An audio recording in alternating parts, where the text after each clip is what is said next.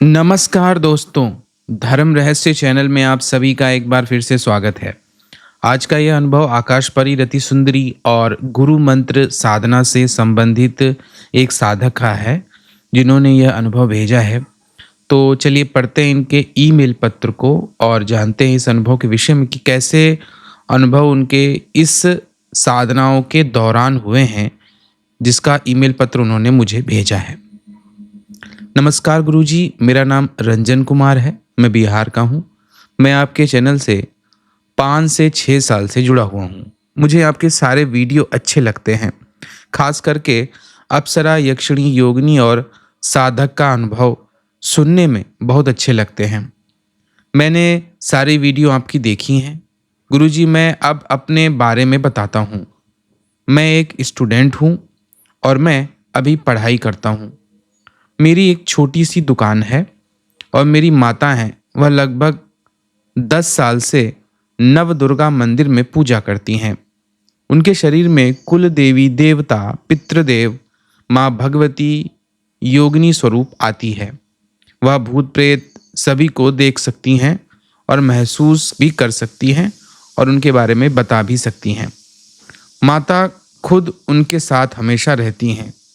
वह जो बोलती हैं वह होता है। कितनी बार हमारे घर पर संकट आने से बचाई हैं। अब मैं आपको अपनी की गई परी साधना, रति सुंदरी योगिनी साधना और गुरु मंत्र का अनुभव सुनाता हूँ। गुरुजी, ये बात 2023 की है। उस समय न मुझे साधना का उतना ज्ञान था। गुरुजी, जब मैं आपकी वीडियो देख रहा था तब उसमें से मुझे परी साधना का वीडियो बहुत अच्छा लगा। तो मैंने करने की सोची कि अब किया जाए और कैसे किया जाए। ना मेरे पास गुरु मंत्र है, ना ही गुरु था। तो मैंने जल्दबाजी में साधना शुरू कर दिया, देखने के लिए कि आखिर होता क्या है। मैंने साधना लगभग 5 दिन किया होगा। पहला दिन मैं अपनी मम्मी के साथ 3-4 बजे गंगा स्नान करने गया। उस समय रुद्राक्ष की माला लेके गया था, तो गंगा जी में ही साधना को संकल्प ले लिया और फिर 1, 2, 3, 4 दिन हो गए, कुछ अनुभव नहीं हुआ। 5वें दिन जब सुबह उठकर नीचे आया तो मैंने देखा कि मम्मी के शरीर पे सभी देवी देवता आए हुए हैं। उस टाइम सभी बहुत गुस्से में थे और बोले रहे थे कि कोई देवी को बुला रहा है। बार बार बोल रहे थे, खैर मेरा नाम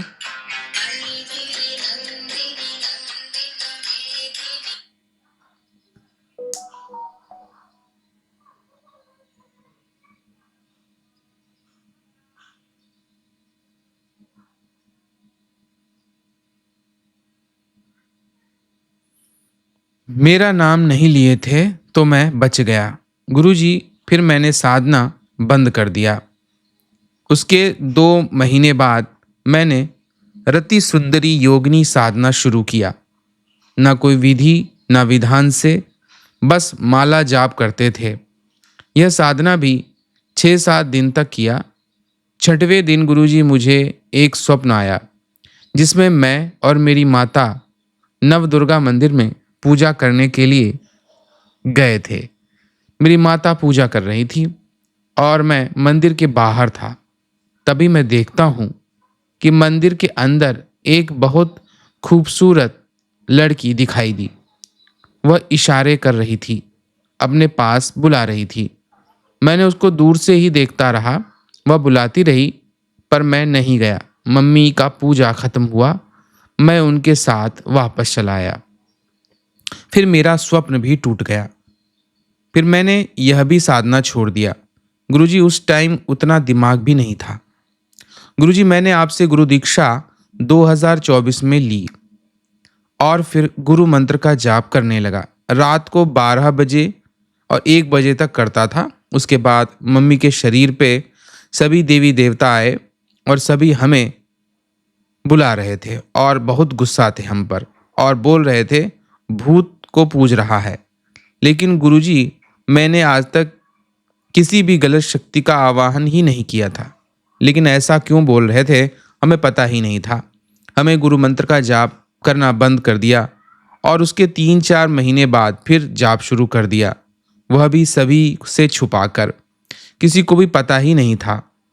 उसमें 2-3 दिन बाद सुबह सुबह छत से नीचे आए तो मम्मी पूजा घर में थी और बहुत गुस्से में थी और बोली कि तू फिर पूजा किया करता है रात को। तो मैंने बोला कि हमें पता है कि सब किए।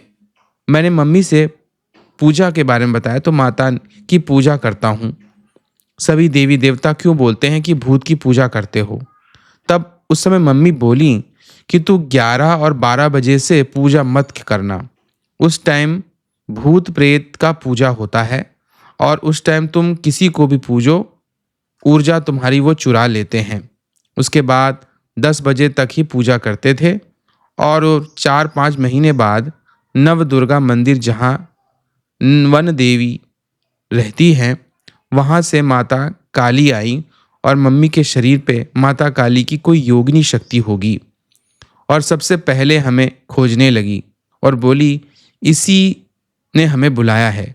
रोज रात को पूजा करता था और माता हमें बहुत प्यार करी और वह हमेशा मेरे साथ रहती हैं। उसके बाद लगभग 6-7 महीने बाद सभी देवी देवता मम्मी के शरीर पर आकर हमें खोजने लगे और बोले एक और देवी आने वाली है जो बहुत दूर की है और वह शक्तिपीठ से आने वाली हैं और माता महाकाली हैं। वह नवरात्रि में आएंगी और वह तुम्हारे शरीर पे ही रहेंगी, तुम्हारे साथ। उसके बाद मैंने माता महाकाली की साधना और अनुष्ठान भी पूरा किया। उसके बाद गुरु मंत्र का जाप चला गया और फिर जो इसके बाद नवरात्रि आया था अक्टूबर में महीने में, तो सभी देवी देवता मम्मी के शरीर पर आए। सभी के आने के बाद माता काली आई जो नव दुर्गा मंदिर की भी हैं और हमें बोली कि वह देवी आ गई हैं और वह बहुत उग्र हैं और वह सब कुछ बता सकती हैं, यहाँ तक कि धरती के अंदर की चीज़ें भी बता सकती हैं। माता काली के जाने के बाद वह माता महाकाली आई और सबसे पहले हमें खोजी और बोली इसी ने हमें बहुत बुलाया है और बहुत बुला रहा था कब से। अब मैं आ गई हूँ और मैं अब इसी के शरीर पे हमेशा आ जाऊंगी और जब भी यह बुलाएगा तब मैं आ जाया करूंगी। और गुरुजी सभी देवी देवता यह भी बोले कि मेरी मम्मी के बाद वह सब मेरे शरीर में ही रहेंगी। अभी भी माता महाकाली मेरे साथ रहती हैं। यह सब आपके गुरु मंत्र की ही कृपा है। सभी देवी देवता की सिद्धि वो करवा सकती हैं। बस विश्वास और गुरु जी पर भरोसा की साधना करें। गुरु मंत्र से कितना बार मेरी जान बची है। इसलिए सभी साधक और साधिका से निवेदन है कि आप भी गुरु मंत्र प्राप्त करें जिससे आध्यात्मिक और भौतिक जीवन में आगे बढ़ सकें। आपसे निवेदन है कि साधना अनुभव को प्रकाशित कीजिए। आपका शिष्य रंजन कुमार। गुरु मैं एक पत्नी प्राप्त करना चाहता हूँ। मेरे लिए एक ऐसी परिस्थिति में कौन सी साधना सही रहेगी, कृपया बताइए जिससे मेरी देवी देवता सभी कोई परेशानी न हो, उसके साथ आध्यात्मिक जीवन में आगे बढ़ सकूं। अप्सरा, यक्षिणी, योगिनी, भैरवी इत्यादि उनमें से कौन मेरे लिए उत्तम रहेगी? तो आपने यहाँ पर यह प्रश्न पूछा है और आपका अनुभव जो है गुरु मंत्र से संबंधित और अन्य शक्तियों से संबंधित रहा है, जो कि अच्छा है। देखिए, अगर आपको पत्नी की प्राप्ति करनी है तो आपको प्रेम तत्व से जुड़ी हुई साधनाएं करनी पड़ेंगी जो प्रेम देती हों। जैसे यक्षिणियों में रतिप्रिया यक्षिणी है, अगर आप उनकी साधना करें तो वो आपको अच्छी पत्नी दिला सकती हैं। अनुरागिणी यक्षिणी है, वो भी आपको अच्छी पत्नी दिला सकती हैं। अप्सराओं में उर्वशी अप्सरा है और मेनका अप्सरा हैं, रंभा अप्सरा हैं। ये उच्च कोटि की अप्सराएं होती हैं। ये भी आपकी अच्छी पत्नी दिलाने में सहायता कर सकती हैं। और अगर दुर्गा सप्तशती का मंत्र करना चाहते हैं तो पत्नी मनोरमाम देहि मनोवृत्ताणु सारणीम तारणीम दुर्ग संसार सागरस्य कुलोद्भवाम, इस मंत्र का जाप करना चाहिए। इससे उत्तम कुल की अच्छी पत्नी एक साधक को प्राप्त होती है। लेकिन इतना होने के बावजूद भी आप अपनी कुंडली को जरूर दिखवाइए, कुंडली विश्लेषण भी करवाइए, ताकि ये पता लगाया जा सके कि अगर कोई ग्रह बाधा है या पत्नी से संबंधित कोई दोष वगैरह हो, कुंडली मांगलिक तो नहीं है, अगर मांगलिक आप हैं तो मांगलिक लड़की से ही आपका विवाह होना चाहिए। इस तरह के अगर कोई दोष या बाधा है तो उसको दूर किया जा सके। बाकी साधना की दृष्टि से आप जो भी प्रेम की संबंधित साधनाएं हैं वो साधना कर सकते हैं। जैसे कि मैंने अभी बताया कि आप चाहे तो रति प्रिया यक्षिणी या फिर अनुरागिणी यक्षिणी या फिर जो है अप्सराओं में उर्वशी, मेनका, रंभा इत्यादि कर सकते हैं। ये सभी आपको अच्छी पत्नी, योग्य पत्नी देंगी। उच्च स्तर की साधनाओं में अगर जाना चाहते हैं, भैरवी इत्यादि में भी कर सकते हैं, लेकिन वो मैं करने की सलाह अभी नहीं दूंगा, क्योंकि पत्नी की प्राप्ति के लिए आप चाह रहे हैं अच्छी तो सुंदर पत्नी की प्राप्ति। देवी रति की साधना भी होती है। अगर देवी रति जो कामदेव की पत्नी है उनकी भी साधना उच्च कोटि की अगर आप करना चाहें तो कर सकते हैं। देवी में आती हैं, देवी श्रेणी में आती हैं, लेकिन ज़्यादातर हम यक्षिणी साधनाओं के माध्यम से या फिर अप्सराओं के माध्यम से प्रेम को प्राप्त कर सकते हैं। यानी जीवन, अच्छा जीवन साथी प्राप्त करना है तो ये साधनाएं उत्तम होती हैं। बाकी सप्तशती का मैंने मंत्र आपको बता ही दिया है। आशा करता हूँ यह वीडियो आप लोगों को अच्छा लगा होगा। आप सभी का दिन मंगलमय हो। जय माँ पराशक्ति। इसी प्रकार आप लोग भी अपने अनुभव भेजते रहें। धन्यवाद।